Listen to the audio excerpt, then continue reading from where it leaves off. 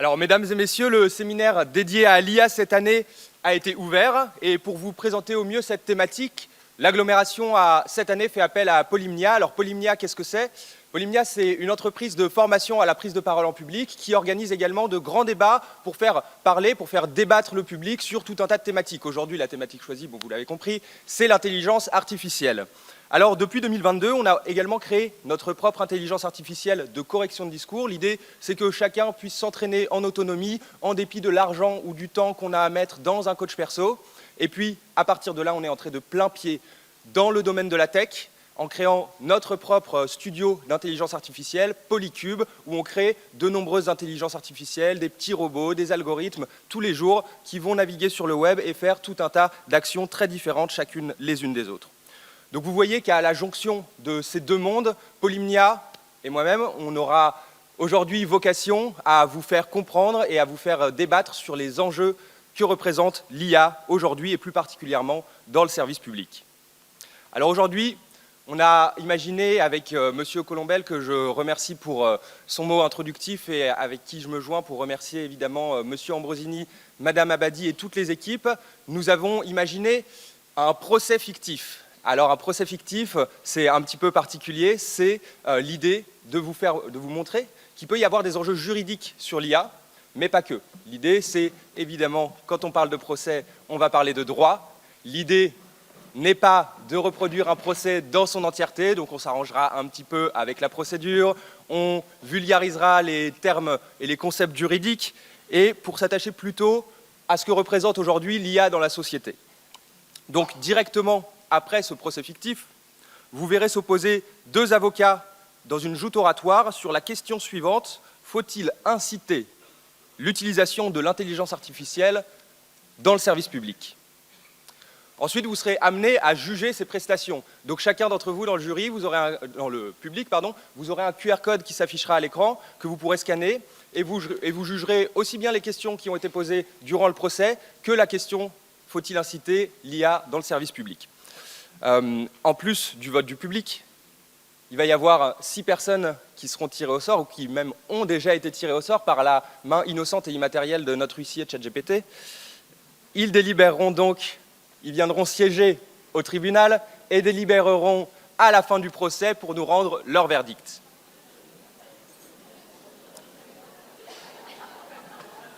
À l'issue des débats et en fonction évidemment du temps qu'il nous reste, on échangera tous ensemble. Il y aura 2 micros qui passeront dans la salle. Vous avez un chat qui a été prévu, dont vous pourrez scanner le QR code à nouveau pour poser vos questions. Et à partir de 10h35-40, on verra, on partira en pause. Donc on va pouvoir commencer. Nous sommes au tribunal administratif. Les magistrats ne sont donc pas en robe. Et durant l'heure qui suit, c'est moi qui présiderai le procès.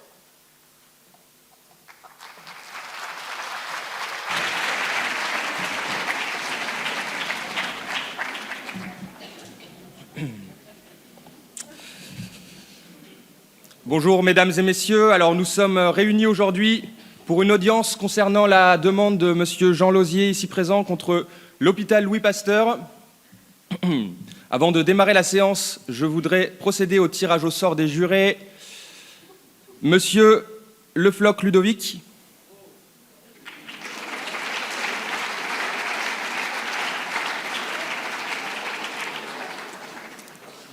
Très bien, merci Monsieur Le Floch, vous pouvez venir siéger à mes côtés.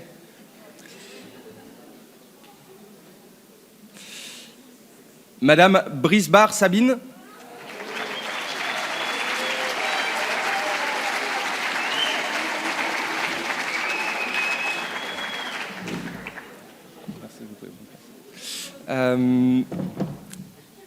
Monsieur Figuemo Loïc.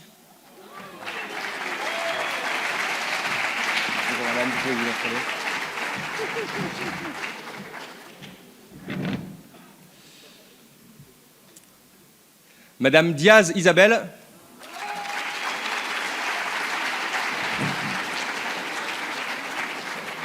Bonjour. Monsieur Fressange Xavier.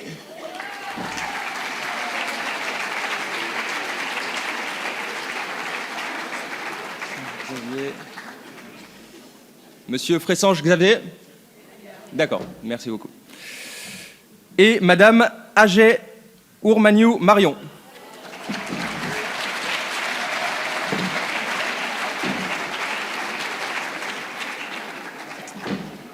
Vous la voyez descendre? Madame, ah oui, merci.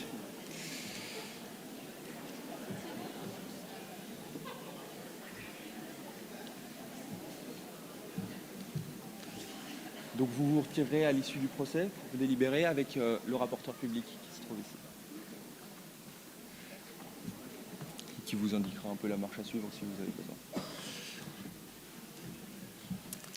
Merci, très bien. Le jury est donc définitivement constitué. Je vais désormais procéder au rappel des faits.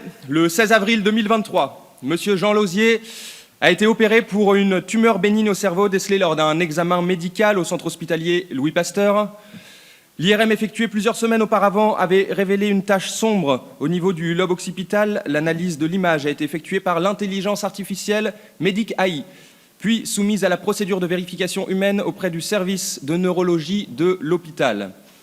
L'observation de l'image du cerveau du patient par Medic AI a mené au diagnostic de cette dernière. La tache observée est une tumeur bénigne s'étendant progressivement vers le nerf optique.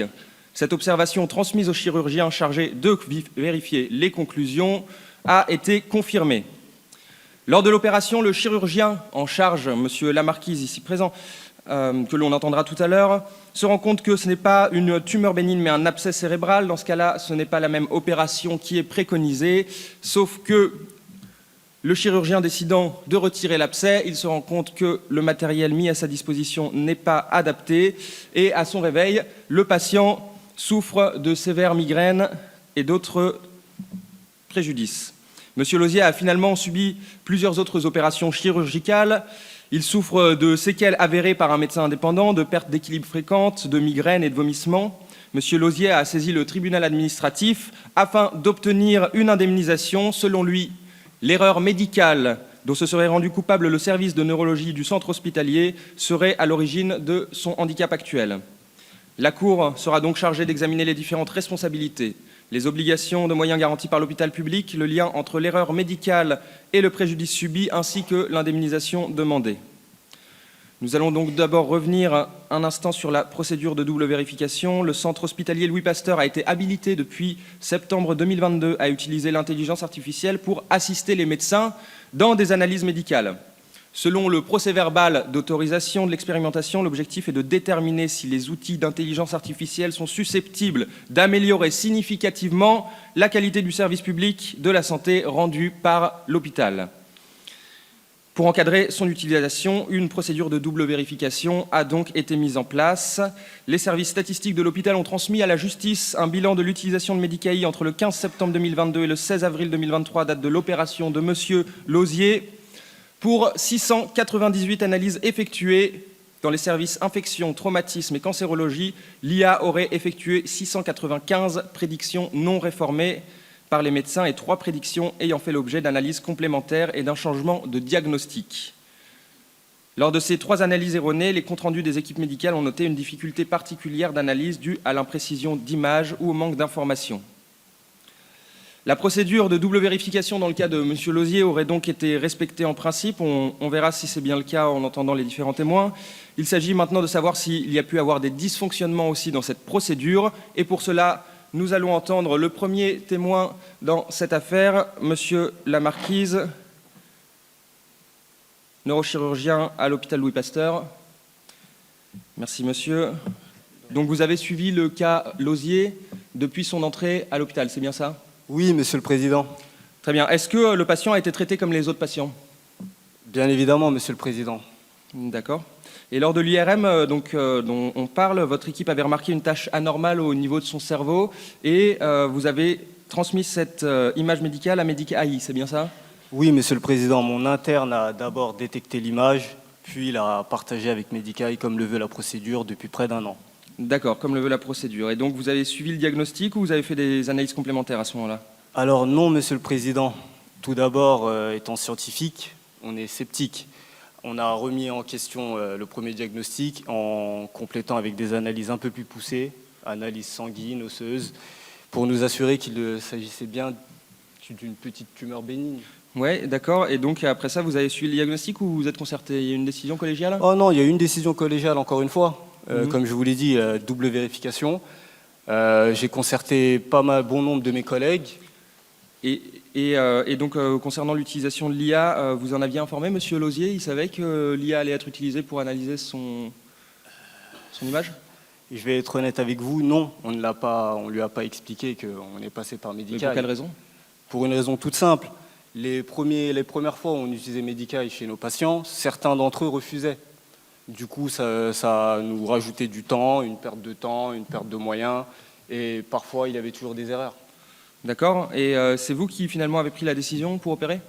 Oui, j'ai donné le feu vert, mais D'accord. après avoir concerté tous mes collègues une nouvelle fois. Et lors de l'opération, vous êtes retrouvé en défaut du matériel adéquat, c'est bien ce qui s'est passé? Malheureusement pour Monsieur Lauzier, ce jour-là, j'étais en défaut de matériel.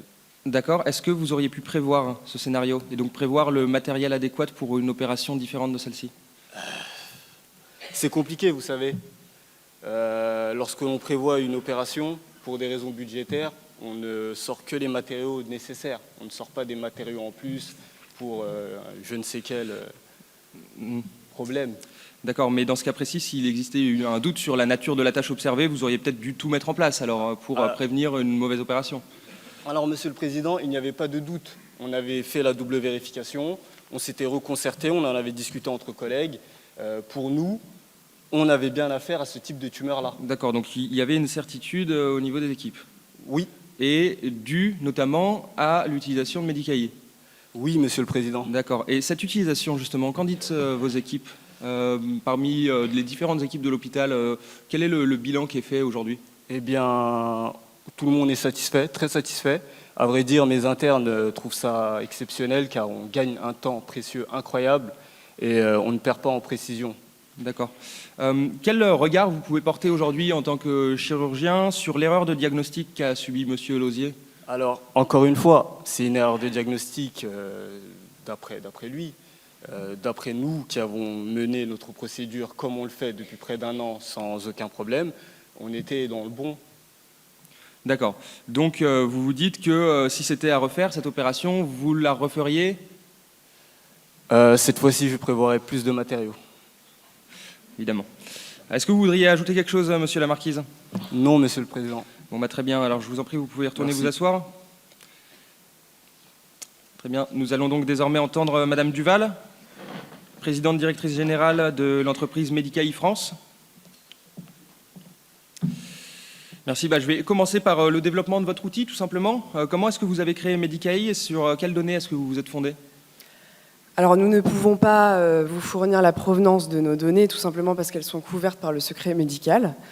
Ce que je peux vous dire, c'est que les patients ont donné leur accord et qu'elles sont fournies par les centres hospitaliers danois, allemands, suisses, belges, luxembourgeois, entre autres. D'accord, pas d'établissement français? Non, il est extrêmement difficile d'avoir ce genre de renseignements en France. Pourquoi ça? Parce qu'il y a beaucoup de méfiance de la part des Français vis-à-vis de l'IA et des données personnelles, alors que paradoxalement, il y a 75% des Français qui ont un réseau social. Ok, donc ça, on ne vous demande pas de commenter les habitudes des Français. Les données que vous collectez à l'étranger, vous êtes sûr qu'elles correspondent bien aux données qu'on pourra utiliser en France après? J'ai pas très bien compris. C'est-à-dire, ce que je veux dire, c'est par exemple l'imagerie par IRM. Est-ce qu'ils utilisent au Luxembourg, en Belgique, en Allemagne, au Danemark, les mêmes appareils que nous? Est-ce que votre IA, justement, elle ne va pas souffrir de biais de construction par rapport au fait que vous ayez utilisé des gens qui ne sont pas français, vous avez utilisé des données qui sont extraites de machines qui ne sont pas françaises? Est-ce que ça va marcher dans les hôpitaux français, forcément? Alors, il n'y a pas de biais pour plusieurs raisons. D'abord, de la Norvège à l'Afrique du Sud, les êtres humains sont constitués des mêmes organes, donc les défaillances sont similaires. Ensuite, les machines qui sont utilisées dans les pays du Nord sont sensiblement les mêmes qu'en France. Voilà. D'accord. Bon, est-ce que vous avez envisagé quand même pouvoir être tenu responsable des dysfonctionnements de votre appareil? Alors, nous avons conclu un contrat d'utilisation avec le centre hospitalier Louis Pasteur qui acte que nous ne sommes pas tenus responsables d'erreurs de diagnostic, sauf cas exceptionnels de bugs ou d'anomalies d'analyse. Mais a priori, l'affaire que vous traitez aujourd'hui n'est pas concernée par cela. D'accord. Et votre IA, est-ce qu'elle a déjà connu des dysfonctionnements? Seulement avant sa mise sur le marché. Il y a toute une batterie de tests qui ont été effectués, des erreurs assez grossières ont été corrigées, mais aujourd'hui, on a un taux d'échec qui est inférieur à 1%. D'accord. Est-ce que votre entreprise a d'autres manières, enfin votre IA est utilisée d'autres manières dans d'autres établissements, peut-être ailleurs qu'en France? Je pense à son utilisation. Donc, est-ce que par exemple les processus de contrôle sont partout les mêmes? Alors, nous signons des contrats de licence type qui sont les mêmes avec tous les clients. Ensuite, c'est plutôt la mise en fonctionnement de l'IA qui va différer selon les besoins de chaque utilisateur. Par exemple, nous avons des résultats extrêmement probants en matière d'analyse sanguine. Donc, certains hôpitaux décident de laisser l'autonomie complète à l'IA, de gérer la transmission des analyses, les prescriptions, etc., directement aux patients. Ainsi, en fait, ça fait gagner un temps fou à l'hôpital. D'accord. Et lorsque votre IA est autonome dans ces situations-là, vous ne relevez pas de dysfonctionnement particulier? Nous n'avons eu aucune plainte et nous avons des retours extrêmement positifs de nos clients. D'ailleurs, une dernière question alors concernant les données traitées de vos patients. Comment elles sont stockées? Comment sont stockées et utilisées les données d'analyse par votre IA? Alors, nous avons une politique assez stricte en matière de sécurité des données. Les données sont stockées sur des serveurs sécurisés auxquels l'entreprise n'a pas accès et elles ne sont ni transmises ni vendues à d'éventuelles entreprises pharmaceutiques ou d'assurance. Nous demandons simplement à nos clients de nous transmettre évidemment de manière anonyme des erreurs de diagnostic pour pouvoir améliorer nos services dans le futur. Ok. Bon, très bien. Est-ce que vous souhaitez ajouter quelque chose peut-être? Oui, je voulais ajouter que le cas de M. Lausier est extrêmement regrettable. Je pense que Medicaï et l'hôpital ont en tout cas tout mis en œuvre, tout ce qu'ils avaient à leur disposition pour que le diagnostic soit le plus cohérent possible. Maintenant, la science continue de faire des erreurs et je pense que M. Lausier en est un exemple malheureux. Très bien. Merci Madame Duval pour votre témoignage. Je vais donc désormais entendre Monsieur Lausier. S'il vous plaît, si vous pouvez vous avancer. Merci.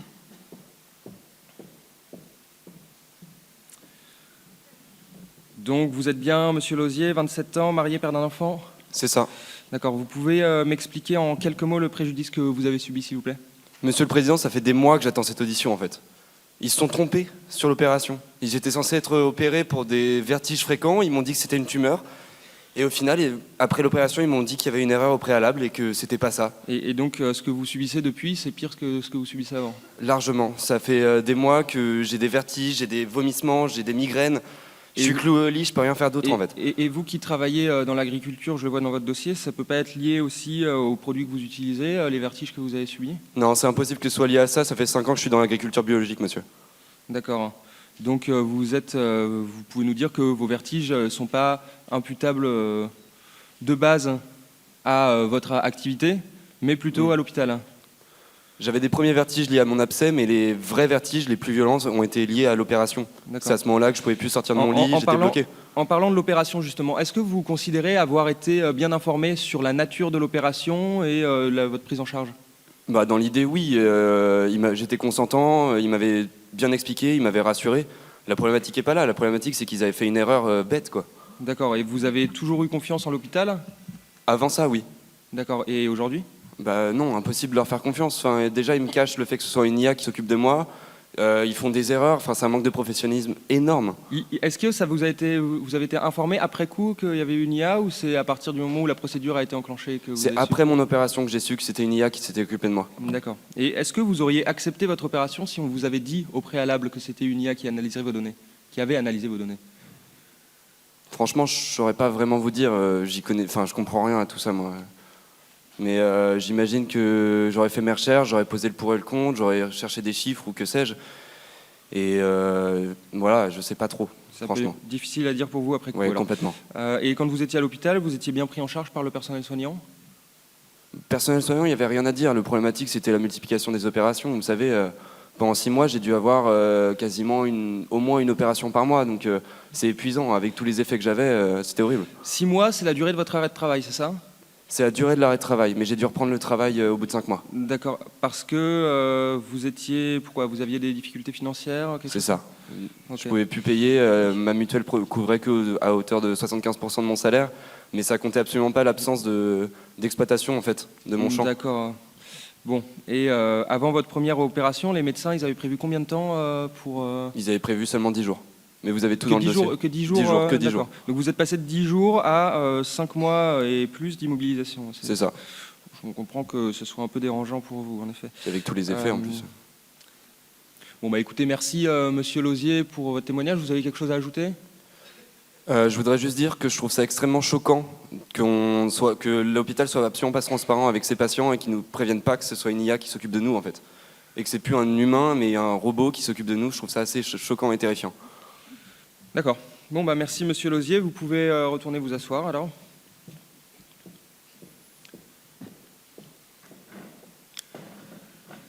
Très bien, donc nous avons entendu les différents témoins. Nous allons pouvoir entendre vos conclusions, monsieur le rapporteur public.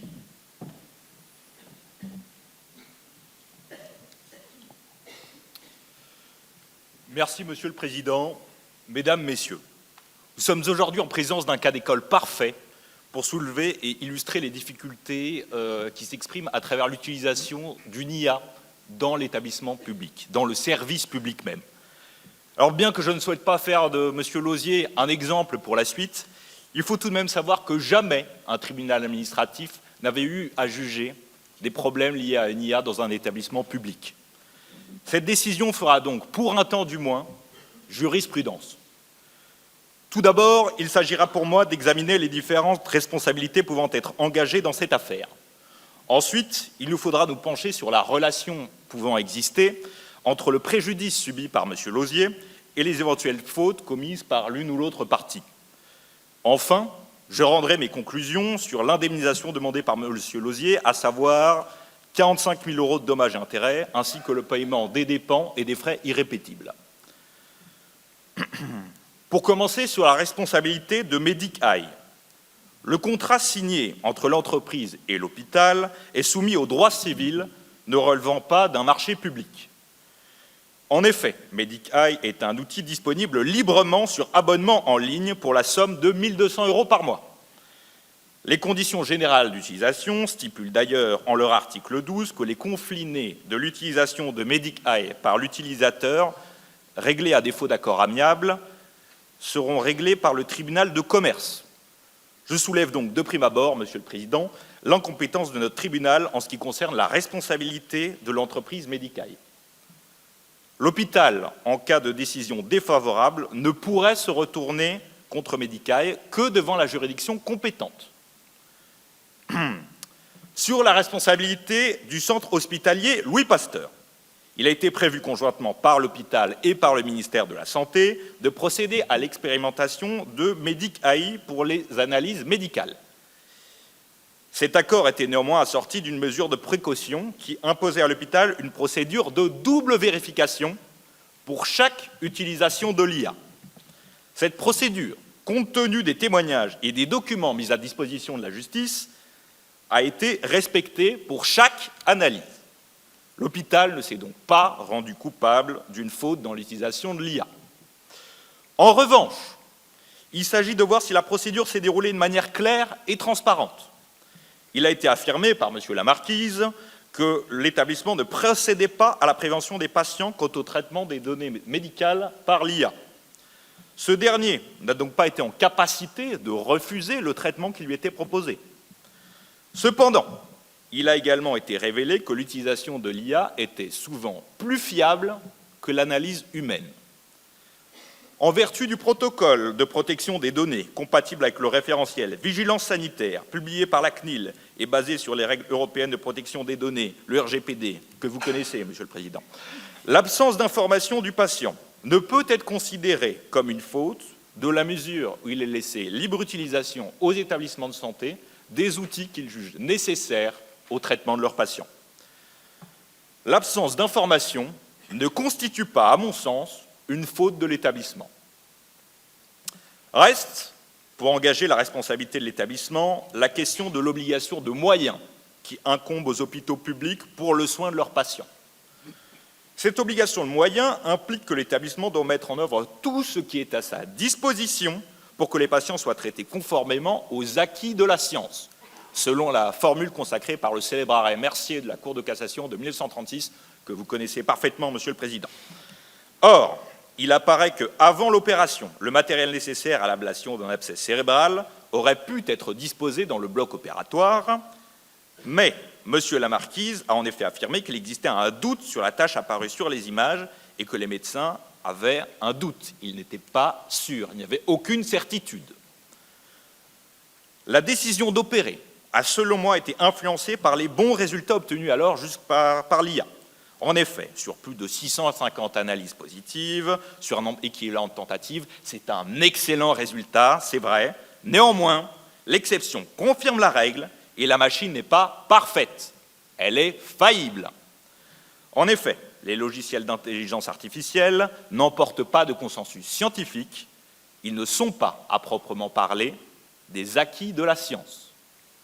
La procédure de double vérification, si elle a été respectée, n'a pas eu le résultat escompté en l'état. Dans le doute, les médecins auraient dû procéder à des analyses complémentaires, ou éventuellement à la mise à disposition de tout le matériel nécessaire à différents types d'opérations afin de pallier toute erreur. La décision d'opérer, malgré la double et malgré le doute, résulte donc d'une confiance trop importante du personnel soignant en Medicae. Confiance d'ailleurs largement abhorrée par M. la Marquise tout au long de son témoignage. À mon sens, l'hôpital s'est donc rendu coupable d'une faute en ne respectant pas son obligation de moyens.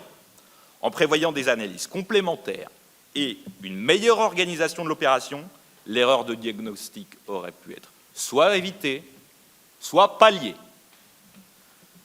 Sur le lien entre le préjudice et la faute commise, je serai bref, Monsieur le Président. Monsieur Lauzier nous a bien montré qu'il a subi un préjudice et que celui-ci résulte non pas de son exposition à des produits phytosanitaires ni de l'abcès cérébral, mais de l'ablation défectueuse de ce dernier. Il a été pris en charge par l'hôpital, qui lui a imposé 5 mois d'arrêt maladie, je vois. 6 mois. 6 mois, excusez-moi, Monsieur le Président. Monsieur Lauzier a dû dépenser des sommes importantes pour la continuité de son exploitation. Il résulte de toutes les conclusions médicales que le préjudice subi par Monsieur Lauzier était le résultat de cette fameuse opération du 16 avril 2023.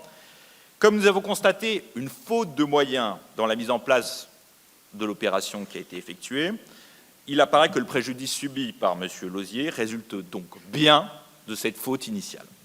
La demande d'indemnisation est donc fondée et la responsabilité de l'établissement Louis Pasteur peut être engagée.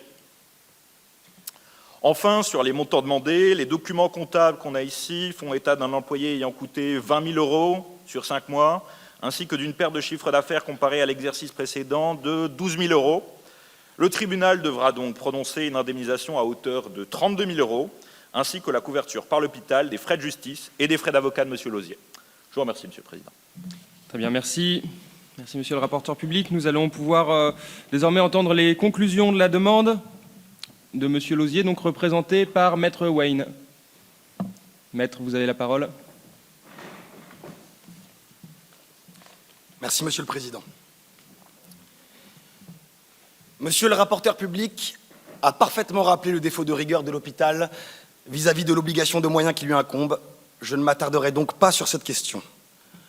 En revanche, je ne rejoins pas ses conclusions quant à la responsabilité du constructeur de l'IA.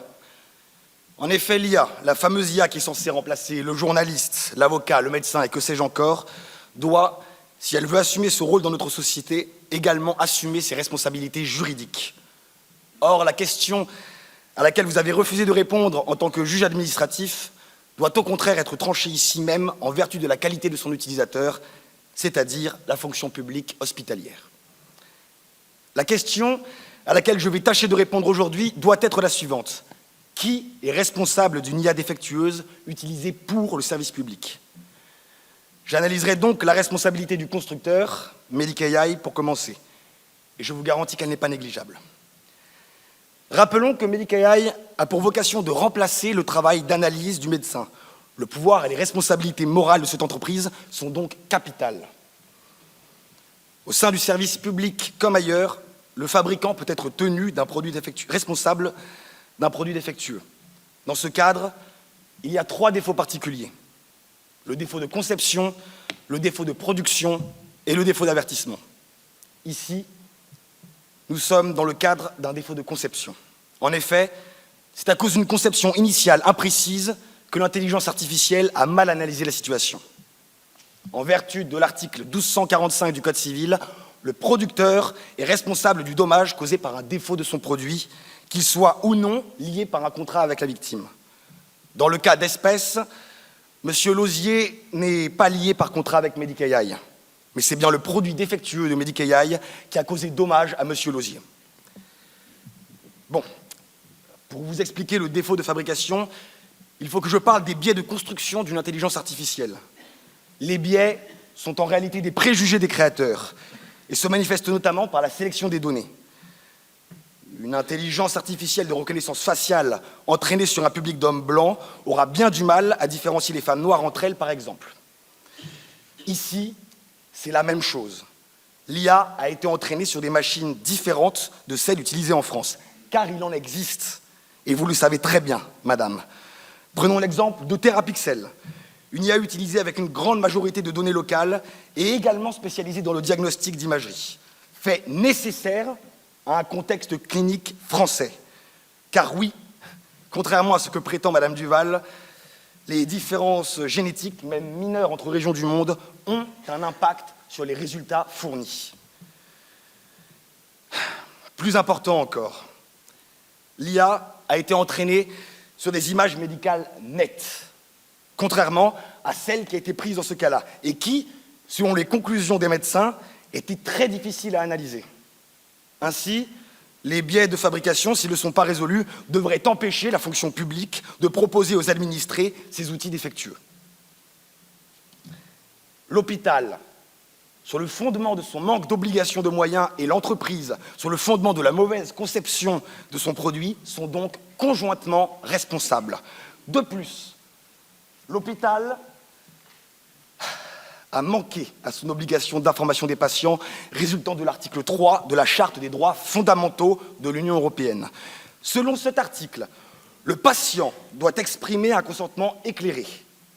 Sans avoir pris connaissance de l'utilisation de l'IA, M. Lauzier ne pouvait être en mesure d'exprimer un consentement éclairé pour son opération. Vous me pardonnerez, Monsieur le Président, mais il me semble ici que l'hôpital a agi en douce. Il a arrêté d'informer les patients qui, lorsqu'ils étaient en mesure d'exprimer un consentement éclairé, refusaient de le donner. Et cette duperie a des conséquences. Monsieur Lauzier souffre aujourd'hui d'une grande aversion pour les nouvelles technologies, si ce n'est d'une crainte profonde. Il ne souhaite plus utiliser son téléphone portable, car il a l'impression d'être espionné par, je cite, des cookies. Certainement une forme de technophobie résultant du traumatisme subi à cause d'une IA défectueuse. Concernant l'indemnisation de M. Lauzier, ce dernier a subi un dommage médical tel que défini par le Code de la santé publique. L'article 1142 alinéa 1 du même code prévoit 4 conditions pour que la solidarité publique indemnise M. Lauzier. Il faut que le dommage soit grave et résulte directement d'un acte de soin anormal. En l'espèce, M. Lauzier a bien subi un acte de soin anormal avec un changement d'opération de dernière minute. Il s'en est résulté des dommages certains, occasionnant un ITT de 6 mois. Il ne s'agit donc pas pour l'hôpital d'indemniser directement M. Lauzier, mais que le tribunal ordonne réparation par le fonds d'indemnisation des accidents médicaux à hauteur de 45 000 €, comme M. Lauzier l'a demandé. L'IA ne peut pas être subtilisée aux hommes au sein du service public sans contrepartie. Il faut la prévention du justiciable, son accord et la manifestation de voir ces données traitées par un algorithme. M. Lauzier, ici, a été dupé, trompé par l'hôpital et par Medicae. Conséquence du défaut de fabrication, le préjudice physique a également entraîné un préjudice moral. Une inquiétude indélébile quant à l'utilisation des nouvelles technologies. Je demande donc à ce que Medicaï soit condamné à verser une indemnisation de 20 000 €, en plus de l'indemnisation prévue par le Fonds des accidents médicaux. La médecine, il faut bien le comprendre, est un secteur rigoureux, et quand elle y manque, des conséquences sont attendues. Aujourd'hui, ces deux parties doivent en faire les frais. Merci. Très bien, merci Maître Wayne pour vos conclusions. Nous allons pouvoir entendre désormais les conclusions de la défense, du défendeur, le centre hospitalier Louis Pasteur, représenté par Maître Abitbol. Maître, vous avez la parole. Je vous remercie, Monsieur le Président. Je rejoins le rapporteur public sur un certain nombre de points, mais absolument pas sur ses conclusions. Maître Wayne, par ailleurs, nous a développé un argumentaire farfelu et fantaisiste qu'il me reviendra de démêler. Pour commencer, sur le défaut d'obligation de moyens allégués, il faut savoir que c'est d'abord en vertu de cette obligation de moyens que l'hôpital a pris la décision d'utiliser l'intelligence artificielle. En effet, il faut que l'hôpital public se dote des meilleurs outils dont la technologie permet aujourd'hui l'utilisation.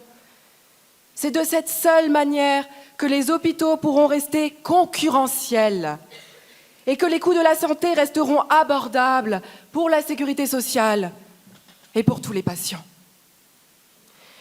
Il faut garder à l'esprit que selon les médecins même de l'hôpital, les résultats d'analyse sont de meilleure qualité et bien plus rapides depuis la mise en place de l'expérimentation Medicaï 695 sur 698. C'est 99,6% de réussite. 99,6% de réussite. Une étude de 2016 du ministère de la Santé estimait à environ 1,2% les erreurs de diagnostic dans l'hôpital public. L'IA permet donc une meilleure précision dans l'analyse et l'hôpital ne peut se voir soulever son défaut d'obligation de moyens mis en œuvre pour soigner M. Lauzier. Concernant la mise à disposition d'un matériel supplémentaire pendant l'opération, il s'agit pour un hôpital public de garantir les soins de tous les patients. Les procédures d'opération sont donc établies et il est coutume de ne disposer que les outils nécessaires au bon déroulement d'une opération. Sinon, il s'agirait pour l'hôpital de mettre l'ensemble de son matériel à disposition pour chaque opération, ce qui, vous en conviendrez, est impossible. L'hôpital n'a donc pas manqué à son obligation de moyens en disposant du matériel initialement prévu pour l'opération. Ensuite, l'obligation d'information qui incombe aux professionnels de santé a été respectée par l'hôpital. Monsieur Lauzier a bien indiqué qu'il était informé et consentant pour cette opération. Il n'a certes pas été informé de l'utilisation de l'intelligence artificielle, mais cela n'est pas obligatoire. Eh non. En effet, en vertu de l'article 16.3 alinéa 2 du Code civil, l'information n'est obligatoire que dans le cadre d'une intervention thérapeutique. Une intervention thérapeutique. L'analyse d'images n'étant pas une intervention thérapeutique, M. Lauzier n'avait pas nécessairement à être informé de l'utilisation de Medicaï. Ensuite, M. Lauzier n'a pas été prévenu de l'utilisation de l'IA, mais il ne revient aucunement à l'hôpital de prévenir les patients du mode de traitement préconisé. Imaginez. Le chirurgien n'annonce pas à l'avance au patient s'il va utiliser un scalpel, un fil ou un drain. Les méthodes de soins sont propres aux établissements de santé tant qu'ils garantissent une prise en charge optimale. Bon, par ailleurs, je ne reviendrai pas sur l'argumentation infâme de Maître Wayne. Le PDG de Medicaï France nous a bien affirmé que leur IA a été entraînée sur des images similaires à celles produites par les machines des hôpitaux français. Il n'y a donc pas de biais d'analyse et c'est bien pour cette raison que l'hôpital public a joué la carte de l'IA pour se moderniser. Monsieur le Président, Mesdames et Messieurs, nous parlons ici de progrès. Comme le disait le PDG de Medicae France tout à l'heure, Monsieur Lauzier est un malchanceux. Dans une grande organisation de soins globaux. Mais on ne peut imputer ni à l'hôpital, ni à Medicae la responsabilité de son préjudice et de son manque de chance. Je voudrais, pour conclure, revenir sur les implications de la décision que prendra aujourd'hui le jury sur cette affaire. Si le jury déclare l'hôpital et Medicae conjointement responsables du préjudice subi par M. Lauzier, les entreprises d'IA deviendront frileuses à l'idée de travailler avec le service public. Et de même, le service public sera peu enclin à utiliser l'intelligence artificielle. C'est une décision de blocage ou d'ouverture que le jury doit donc prendre aujourd'hui. Il ne s'agit donc, excusez-moi, Monsieur le Président, il s'agit donc non seulement d'une décision juridique, mais d'une décision sociétale. En attendant des directives claires du législateur français ou européen, il revient au juge de décider de l'utilisation raisonnée de l'IA au sein du service public. Or, je crois qu'ici, avec toutes les procédures qui ont été respectées et le sérieux manifeste de l'entreprise Medicae, on peut dire que cette utilisation a été raisonnée.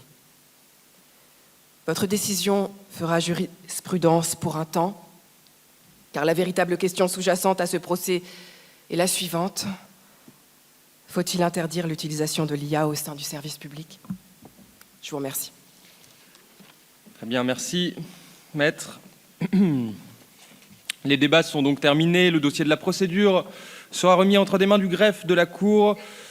Le jury se retirera dans un instant pour délibérer et viendra annoncer son verdict d'ici quelques minutes. En tout état de cause, la séance est suspendue le temps des délibérations et suspension de séance, mais vous restez avec moi, car nous allons désormais passer à la deuxième partie de ce procès fictif. Une question un petit peu plus générale. Faut-il inciter l'utilisation de l'intelligence artificielle au sein du service public?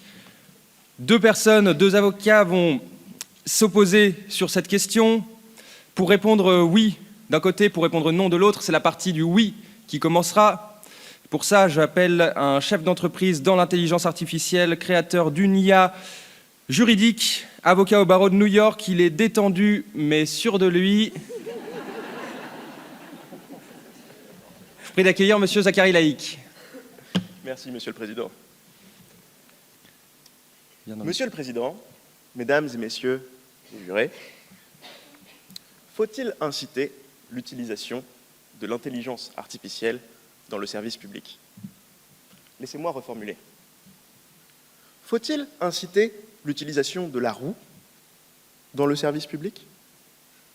Faut-il inciter l'utilisation du moteur à réaction, le nucléaire, Internet? Cette question est mal posée. L'innovation, c'est l'un des rares leviers que l'humanité ait trouvé qui puisse dégager des bénéfices disproportionnés par rapport aux sacrifices demandés. Le service public a toujours su bénéficier des innovations de son époque. Si l'intelligence artificielle est une véritable innovation, et je soutiens qu'elle en est une, l'État en bénéficiera, car c'est dans son intérêt de le faire. Non, la question à laquelle j'aimerais plutôt répondre aujourd'hui, c'est la suivante. Le service public a-t-il le choix, aujourd'hui, d'utiliser l'intelligence artificielle? Je vous raconte une anecdote personnelle. Quand j'étais en cabinet d'avocat, il y a quelques années, je devais récupérer au greffe du tribunal judiciaire de Nanterre l'exemplaire d'une décision de justice. J'arrive au greffe, qui ne répondait pas au téléphone, et passé le pas de la porte, la greffière, qui ne décolle pas son regard de son écran, lève l'index, pointe du doigt une date au fond du mur, et me dit « Je fais les décisions de ce jour ». Je regarde le papier, mercredi 23 décembre. 6 mois de retard. 6 mois de retard. Je n'y crois pas, je proteste, impossible. Agacée, elle me répond « Je ne m'appelle pas Shiva, je n'ai pas 8 mains, revenez dans 6 mois. » Bredouille et dépité, je rentre au bureau, je ne comprends pas. Je me console un instant en pensant à la phrase de McCarthy qui disait que la seule chose qui nous sauve de la bureaucratie, c'est son inefficience. Le plan de transformation du service public réalise depuis 2019 des enquêtes de satisfaction des usagers du service public. Au niveau national, d'après une étude réalisée en 2024, et à l'exception de l'anomalie statistique de la ville de Pau, les données sur l'accueil téléphonique ou les délais de réponse aux emails sont loin d'être brillantes. D'après l'étude, seuls 43% des usagers sont satisfaits de l'expérience proposée par le service public. J'avais une diatribe sur les réponses au téléphone, mais ce schéma est plus parlant. J'ai ici, alors je ne sais pas si vous le voyez, sur mon mal, mais j'ai ici une courbe qui montre le taux de satisfaction de réponse aux courriers et aux emails par la caisse de l'assurance maladie entre 2018 et 2022. Alors, vous voyez peut-être mal, mais cette courbe s'effondre. On passe en 2018 de 90% de taux de satisfaction, ce qui est quand même assez excellent, à 50% en 2022. C'est une chute de 40% en 4 ans.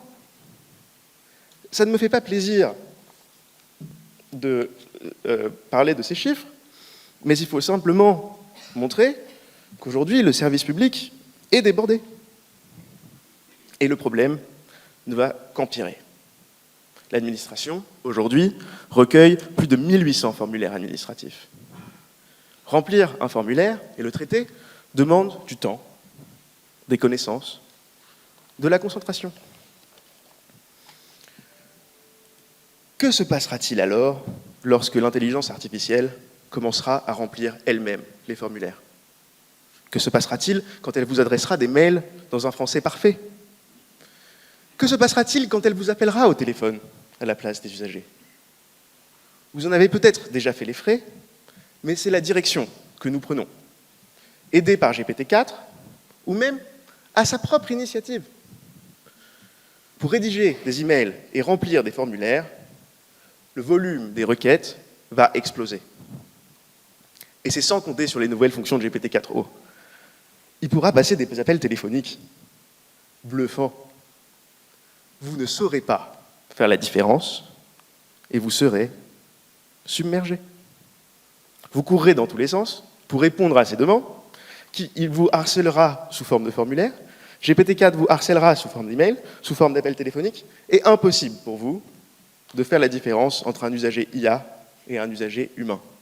Le taux de réponse sombrera dans les abysses, vous passerez votre vie à répondre à ces demandes, et vous ne pourrez jamais le satisfaire, car il pourra toujours vous répondre par email en moins de quelques minutes.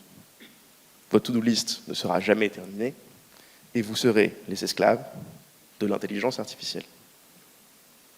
Et ça, c'est si vous ne prenez pas les choses en main. Aujourd'hui, les modèles de langage Large Language Models, comme ChatGPT, sont un miracle des temps modernes, de proportions bibliques. Sans rire, on parle de traducteurs universels. On n'avait pas vu ça depuis Babel. Ils permettent de traduire dans toutes les langues, même certaines qui étaient absentes de la donnée d'entraînement. Ils traduisent le texte en images, les images en texte, le texte en musique, le texte en code, le son en texte, l'image en vidéo. Il peut traduire le langage naturel en code ordinateur, il peut traduire l'ADN en texte et le texte en molécules. J'étais d'abord, comme tout le monde, incrédule. Je ne voulais pas y croire. Vous allez me dire, à moi, qui me suis toujours vu comme quelqu'un qui écrit. Quand j'ai essayé ChatGPT pour la première fois, ma vision du monde a changé. Ce truc écrit mieux que moi, plus vite que moi. Sur quel atout allais-je dépendre? Alors, ne venez pas me dire que le truc ne réfléchit pas. Ok, il fait que prédire le prochain mot, mais si vous réfléchissez bien, est-ce que votre propre intellect ne fait pas que prédire le prochain mot? Le pire, c'est quand on réalise le coût et le gain de temps. Sur mon site, entre 15 et 30 000 pages de contenu sont lues ou rédigées tous les jours par des intelligences artificielles. C'est entre 30 et 60 livres par jour. C'est comme une équipe de 300 personnes qui travailleraient d'arrache-pied derrière mon site, 24 heures sur 24. Combien ça coûte? Entre 15 et 30 euros par jour. Combien de temps ça prend? Pas une seule minute du mien. Vous voyez, aujourd'hui, les intelligences artificielles travaillent, et moi, je suis en vacances. Mais vous, que feriez-vous si vous aviez des milliers d'employés à disposition? Prenons l'exemple de Ryan, un ami à moi, 28 ans, employé administratif à l'agence de services des paiements du ministère de l'Agriculture. Dans son service, des tables sont réunies pour y accueillir le courrier. Des centaines de sessions de créances y sont déposées tous les jours. Et des travailleurs s'échinent à les numériser à la main. Mais quel gâchis! Ce temps passé à recopier des lignes. Des centaines, des milliers d'heures, chaque année, dans cette tâche absurde. Alors Ryan, un week-end, ne sort pas. Il est obsédé par cette pile de papier qu'il attend lundi. Cette pile qui ne désemplit pas, il décide d'en faire quelque chose. Il ouvre son ordinateur, se rend sur chatgpt.com et tape la requête suivante. Bonjour ChatGPT. Tu es le meilleur développeur de tous les temps. Je suis un parfait débutant et je ne sais pas coder. Peux-tu, s'il te plaît, m'aider à automatiser la tâche suivante? Je dois numériser des centaines de sessions de créances. Pour chacune des sessions de créances, il faut extraire les noms, les prénoms, les adresses, la date de session, le montant et le taux d'intérêt. Et ChatGPT de répondre « Mais bien sûr, je vais vous expliquer étape par étape comment rédiger et exécuter un script Python intégrant de l'intelligence artificielle pour numériser ces documents papier et extraire les données mentionnées. » Alors aujourd'hui, Ryan ne saisit plus les données des formulaires papier. Il a délégué cette tâche à une machine. Pour sa hiérarchie, Ryan est un héros. Il a permis de rattraper plusieurs mois de retard. Pour ses collègues, Ryan est un libérateur. Il a défait leur chaîne de l'ennui. Aujourd'hui, dans son service, les humains s'adonnent désormais à leur activité favorite. Et mon péché mignon personnel, regarder la machine faire le travail. Alors je vous en supplie, ayez la curiosité d'utiliser l'IA. Ne faites pas l'autruche. Il y a là un événement perturbateur comme l'on n'en voit jamais. Est-ce une crise? Est-ce une opportunité? Mais cela ne dépendra que de vous. Alors, si vous voulez mon conseil personnel, automatisez tout ce que vous pouvez et offrez-vous donc des vacances. Une opportunité pareille de travailler moins n'apparaît pas tous les 4 matins. Merci, Monsieur Laïc, pour votre plaidoyer en faveur de l'intelligence artificielle. Pour répondre non à cette question, je rappelle, faut-il inciter l'utilisation de l'IA dans le service public? Nous avons une personne qui a la double casquette d'artiste et de doctorante en droit public. Je vous prie d'accueillir Margot Gors. Mesdames, Messieurs, on oppose souvent les maths et la culture, et pourtant, ce sont d'abord les artistes qui nous ont alertés sur le risque d'un monde dominé par la machine. Les robots d'Asimov, la trilogie des Matrix, ou plus récemment la série Black Mirror. Grâce à ChatGPT, qui a popularisé l'IA, la société prend enfin conscience que nous sommes à l'orée de ces mondes futuristes. Nous découvrons que l'État et les entreprises se sont déjà engagées pleinement dans la voie de l'algorithme. Grâce aux robots, l'État peut maintenant ressembler davantage au Léviathan de Hobbes, se rapprocher du Big Brother, car l'IA, ce n'est pas que sauver des vies et éduquer. Non, c'est aussi prendre des décisions, contrôler et réprimer. Alors, au contraire de favoriser davantage l'utilisation et la pratique de l'IA au sein de la fonction publique, il faut aujourd'hui l'endiguer pour 3 raisons essentielles. L'abandon de la gouvernance des hommes, noyés dans un espace juridique inexploré et incontrôlé, entraînant des dilemmes moraux dans nos choix de société. Pour commencer, l'État s'est depuis longtemps engagé dans la transition du numérique. Le programme PAXI, en 1997, a initié la dématérialisation des échanges avec l'administration et depuis, de nombreux services ont été confiés aux algorithmes. Alors on peut penser à celui qui effraie chaque année plus de 700 000 bacheliers, Parcoursup. Mais c'est la même chose pour les places en crèche. On a légué à la machine pouvant analyser et traiter une quantité de données inhumaines le pouvoir de décision dans de trop nombreux champs de la vie publique. Et ces décisions, il n'y a aucun humain pour en assumer la responsabilité. Tenez, par exemple, dans le contrôle fiscal, ce sont des algorithmes qui font remonter les foyers à contrôler. Alors, ces algorithmes ils sont programmés pour chercher des erreurs et des incohérences dans les déclarations, et en fin de traitement, ils font ressortir des points rouges à contrôler. Donc vous avez des contrôleurs qui n'ont même plus les moyens d'expliquer pourquoi ils sont là. Ils sont là parce que l'algorithme leur a dicté. Et sur le terrain, il y a des agents exécuteurs qu'on prive de facultés d'explication et de conseil, voire plus d'agents du tout, comme c'est le cas pour Parcoursup. Et ça provoque un blocage de l'information. Et si une situation est absurde ou mal gérée par la machine, personne ne peut faire remonter l'information pour corriger la procédure. Donc, on entre dans une forme d'immobilisation vis-à-vis de l'algorithme en place. Et alors, si, in fine, les informations remontent pour qu'une procédure soit corrigée, cette correction est entreprise par qui? Par des ingénieurs, par des cabinets de conseil ou alors d'autres entreprises prestataires, mais pas par l'administration elle-même. Mais qui crée l'algorithme? Et comment? Et donc, quelles sont les règles pour créer un algorithme au sein de la fonction publique? Alors, théoriquement, les administrations sont censées publier un inventaire des règles desquelles dépend la création d'un algorithme. Ça, c'est depuis 2016 et la loi pour une république numérique. Mais si, par exemple, on regarde sur le site de la région Île-de-France, on voit que la région n'a publié que 5 inventaires de règles pour 9 algorithmes déclarés. Ces règles sont donc recensées a posteriori de la création de l'algorithme. En plus, alors il n'y a aucun lien de téléchargement accessible, ce sont que des jeux de données illisibles qui ne laissent pas transparaître de règles de construction. Donc, il y a clairement une opacité dans la création des algorithmes. Et de fait, ces derniers sont souvent élaborés par des prestataires extérieurs qui se contentent d'un cahier des charges.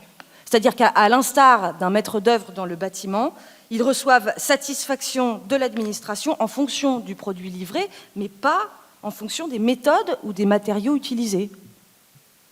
Ainsi, un algorithme qui paraît fonctionner pendant un temps et pendant longtemps peut très bien montrer à la longue des problèmes récurrents. Mais les décisions ont pour autant été prises et personne n'a à assumer les responsabilités des décisions d'un algorithme, fussent-elles erronées. Cela pose des problèmes moraux à l'heure d'une société où le contrôle prend une place prédominante. Pendant les Jeux Olympiques de Paris, on utilisera la vidéosurveillance automatisée par l'IA dans tout Paris pour identifier les fauteurs de troubles. Ce dispositif aura à coup sûr vocation à être étendu à l'ensemble du territoire. Et bientôt, c'est quoi? La reconnaissance faciale? D'ailleurs, le risque que la France devienne un état de contrôle permanent n'est vraiment pas loin. Et l'IA peut mener dans cette voie si elle est utilisée par l'État dans une logique sécuritaire. D'ailleurs, l'IA administrative ne s'arrête pas au lieu public et pénètre directement dans la vie privée des individus. En 2020, la loi de finances a autorisé que le contrôle fiscal s'appuie sur un data mining des réseaux sociaux. Alors, autrement dit, ça veut dire que les algorithmes espionnent les comportements des citoyens sur les réseaux pour voir s'ils ne fraudent pas les impôts. Donc, par exemple, vous avez publié des photos de vos vacances à Barcelone eh bien, elles seront analysées par l'algorithme fiscal qui remontera aux contrôleurs les situations suspectes. J'aimerais conclure par ce qui, aujourd'hui, me semble le plus inquiétant. L'IA peut influer sur la vérité. Sur les réseaux sociaux, qui sont les premiers vecteurs d'information mondiaux, on peut créer une campagne de robots qui spamment des commentaires sous des publications ciblées par mots-clés pour influencer l'opinion publique. Il a notamment été prouvé que des centaines de milliers d'IA russes ont inondé Facebook, Twitter et Instagram. Et les partis politiques français s'y mettent aussi.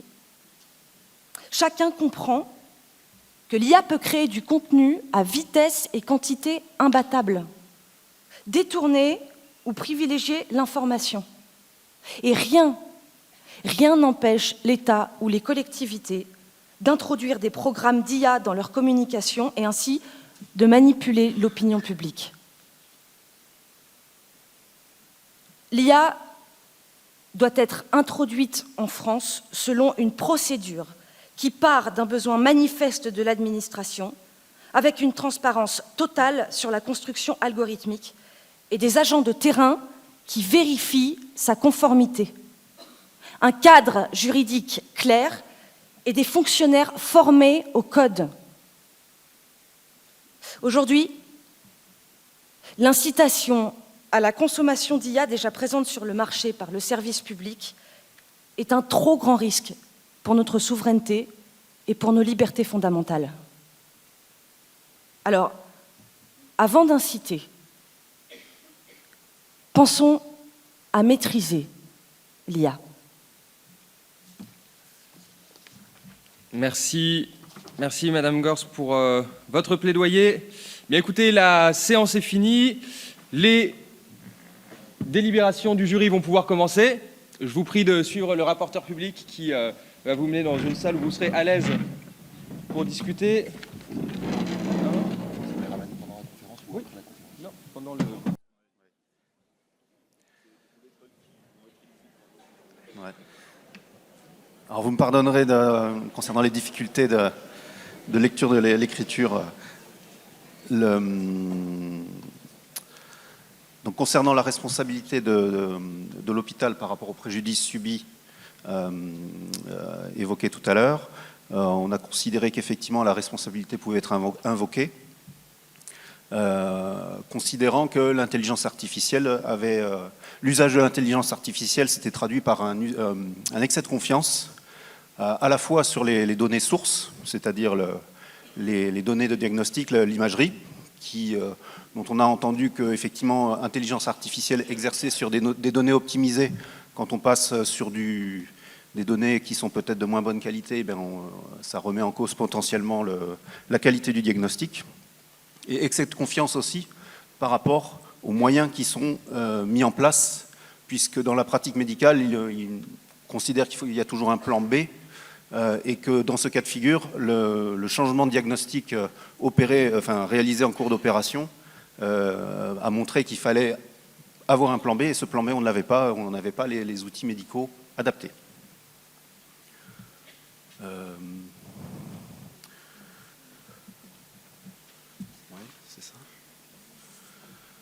Concernant ensuite le verdict sur la responsabilité de l'IA de ce cas de figure, on a plutôt considéré que effectivement face à un outil qui n'était pas forcément au terme de son développement, malgré tout, on a considéré que l'appréciation par rapport à ça relevait plutôt de l'établissement, et que éventuellement, et donc c'est à ce titre-là que l'établissement devait porter la responsabilité, et que s'il y avait des défauts manifestes du produit, c'était plus dans la relation contractuelle entre l'établissement et le prestataire que ça devait se régler. Aussi dans une logique d'éviter la dilution de responsabilité sur des cas difficiles comme ceci. Ouais. Je ne sais pas si peut-être quelqu'un d'autre veut prendre la... Et sur vous aviez tranché sur la question, Faut-il inciter l'IA? Oui, bon, on considérait que c'est quand même, dès l'instant où ça reste un outil dont on a la maîtrise et pour lesquels on considère ça comme un outil, c'est-à-dire on a tous des algorithmes dans l'usage de nos métiers. Là, effectivement, on parle d'algorithmes particulièrement améliorés et parfois bluffants. Donc, effectivement, dès l'instant où on reste dans une logique où on maîtrise tout ça, ça reste quelque chose dont les bienfaits peuvent être utilisés. Plutôt oui. D'accord. Merci. Merci beaucoup à chacun d'entre vous, chacun et chacune d'entre vous, pour votre participation.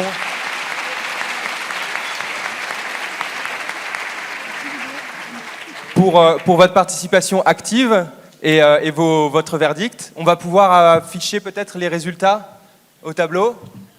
Le centre hospitalier est-il responsable d'un défaut dans l'obligation de moyens? 70% oui, 29% non. Ok. La responsabilité de l'entreprise, c'est beaucoup plus nuancé, mais plutôt oui aussi. D'accord, 54% contre 45%.